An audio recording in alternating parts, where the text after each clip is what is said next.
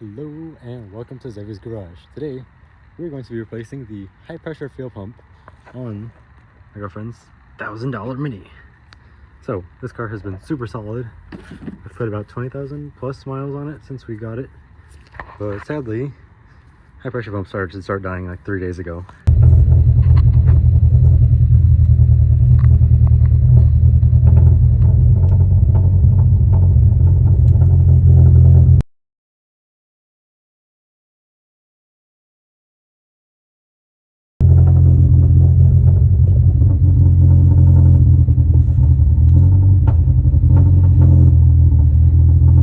So I'm gonna go replace it right now. I already took that one off my car. She apparently gets all my hand-me-downs. Never plans on doing my high pressure pump that way too. But shout out T&E, haha. Love that place. This is the part where we're trying not to die because this car was run just like 10 minutes ago. Okay, so first thing we're gonna do is we're gonna undo the intake so we have more room. Although I can technically get in here, I like having extra room. So at minimum, I just have to disconnect it here and here and whatnot. When you do get to loosening the nut and any of the fittings for the fuel pump, release them very slowly because, especially right now since the car just ran, fuel will spray out, which is a fire hazard, and high pressure fuel can end up in your eyes. Yes, I have read all the warnings, and yes, I am absolutely sure it's happened. So the first thing you're gonna want to do is not almost break the clip. The first thing you want to do is disconnect the MAF, undo charge pipe, lower hose clamp. That can stay connected. Disconnect this up here, and we'll see what's up from there. Got our good old trusty flathead. It's gonna assist me to clip. That's a tiny bit stuck. There we go. Easy does it. I got this hose clamp right here, and under our lower hose clamp. So just wiggle this out of the way. Okay, that is out of the way. And I'm gonna rotate this part up for access. Got a little ECS intake box where it rotates up, so it makes it way easier to service stuff instead of having to take off the rest of the box. So now you can see we have a screw right here, sorry, a bolt. It's an 8mm socket, one there, and one down here in the back. You can see down in here. Ow, hot, very hot. So what you're gonna do is you're gonna pinch this side and the other side of that fuel line, which I usually use a flathead and like a Phillips or something, and just pinch it together. You slide this little line here forward towards the pump and then back. And then this is I used a 14 mil, but it's like a 9/16 or something like that to loosen that. What I do is don't bend the line away because it will not go back on. It's technically one-time use, but you can reuse it. So I'm going to loosen the fuel line first, like so. Be real gentle, because fuel may spray out. Yeah, you can hear it.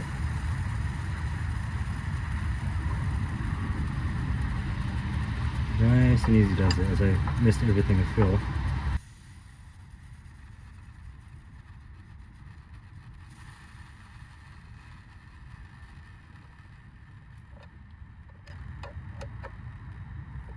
Okay, I think we're pretty much good now.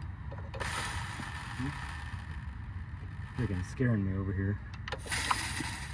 Oh. I still feel pressure. Okay, maybe. I have this pressed against one side, Phillips against the other side. Things in the way in this car. Slide forward and then slide back. There we go. See, I pretty much slide back.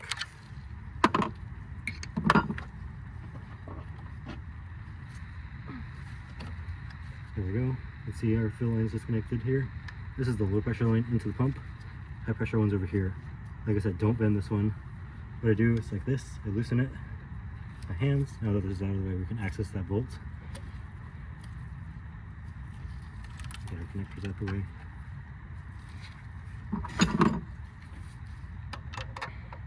Everything's supposed to feel now. Amazing. If I start seeing unicorns, you know why.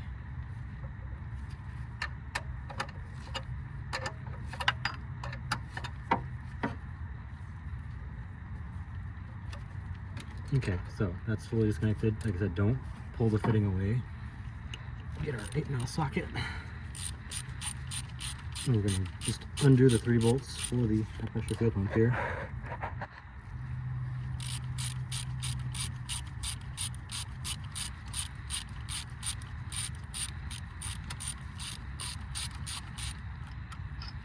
That's one of them.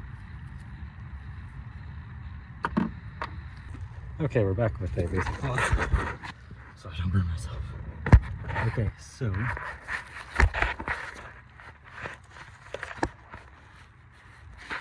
sit like that. That is the angle I should have done earlier. I don't know why I didn't do that. So it's a little hot, so I'm gonna grab it with this. I have the high pressure pump loose, as you can see. Now what you want to do, turn it upside down if you can.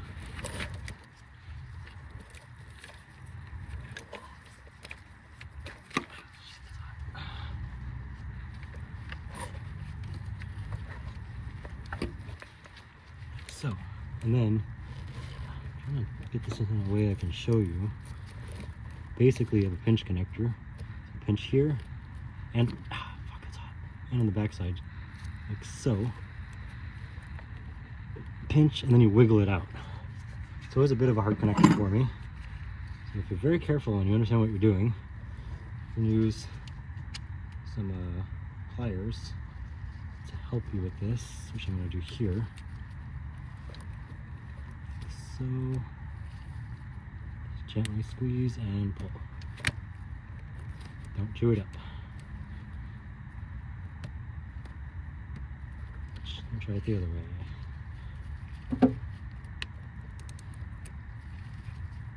Make sure you leave the wires slacked a bit. You don't want to hurt the wires. Just like this, you squeeze it and you wiggle it gently. Bada bing, bada boom. High pressure pump. Just like that, high pressure pump is out. I think it's starting to rain more or something. There's more water on the ground. But you can see all the fuel in here, which we're going to use to clean our valve cover.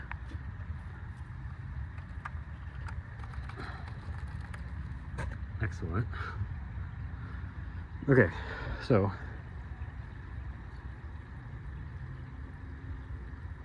fun.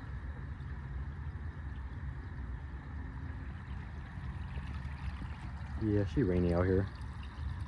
Not really. There's just water coming from somewhere. But the road is slick. Okay, so this is our old pump. We're gonna set this aside here for now. And then we're gonna go take my used hand-me-down pump from my car that was already used on another Mini. I'm gonna install it on this one. Pump, electrical connector first. That's always my order of operations. That's just how I do it. That's plugged in. Try pushing out to verify, but we're solid.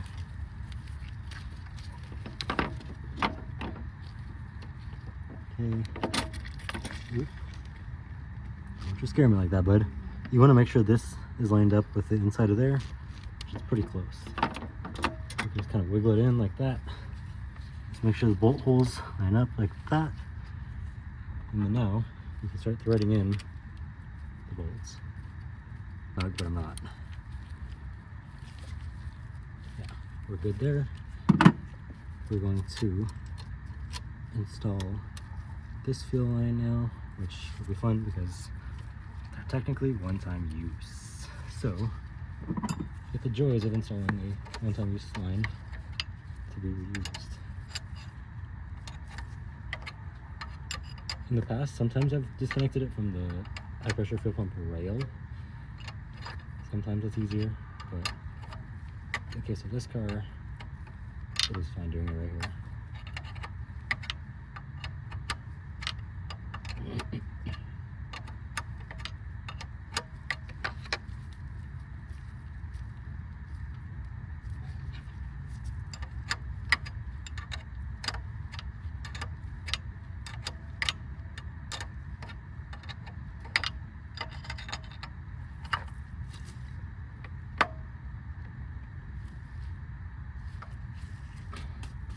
Back it out, just to make sure everything's seated good, since I heard a pop.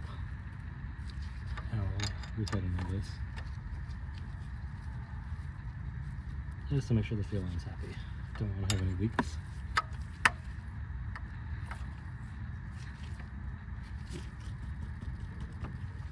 Okay, good. Just a little feeler, just make sure. Okay, we have our 3 bolts, 1, 2, and 3 tightened. We have this tightened. We're going to install this fuel line. We have our electrical connector at the bottom down here, plugged in. We're going to connect our fuel line like so. Just pushes on like that. You can see it's locked in again. And before I install all the rest of the intake, I'm going to start it just to make sure everything seems good. You can see our R300 has a little oil going into it. Gotta love these valve covers that have crappy PCV systems.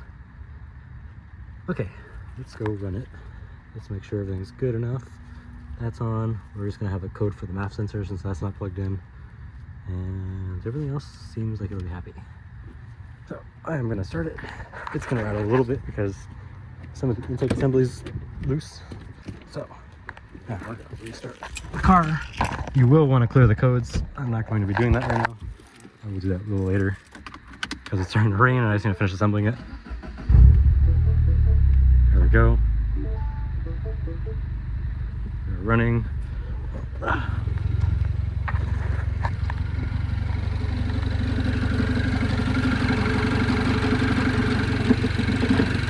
Ignore our rattly airbox.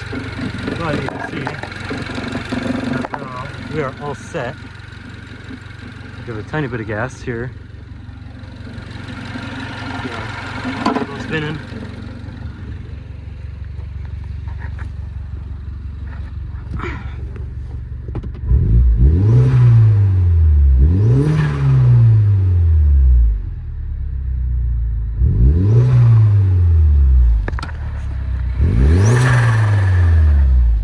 Okay, cool. I usually like to give a couple revs, make sure it builds up a little bit of fuel pressure. Good deal. That's good. Cool. So I'm gonna shut it off and we'll finish assembling everything.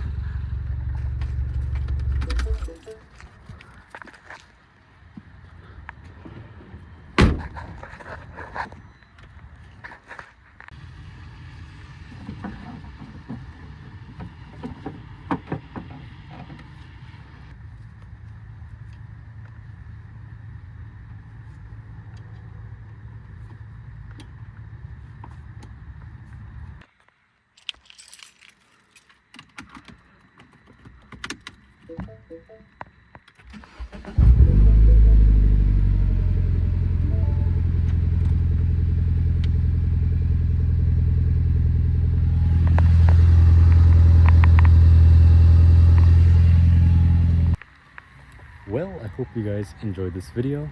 As you guys can see, the car runs great and that has fixed our issues. So, new high pressure fuel pump on my girlfriend's 2011 Mini Cooper S.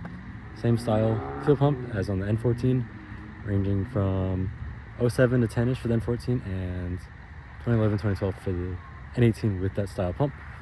Late 12 and 13 and on N18 in select models have the Bosch high pressure pump, which doesn't really fail. So yeah, thank you all for watching. Make sure you guys like, subscribe, and comment if this video helps you. And until next time, goodbye.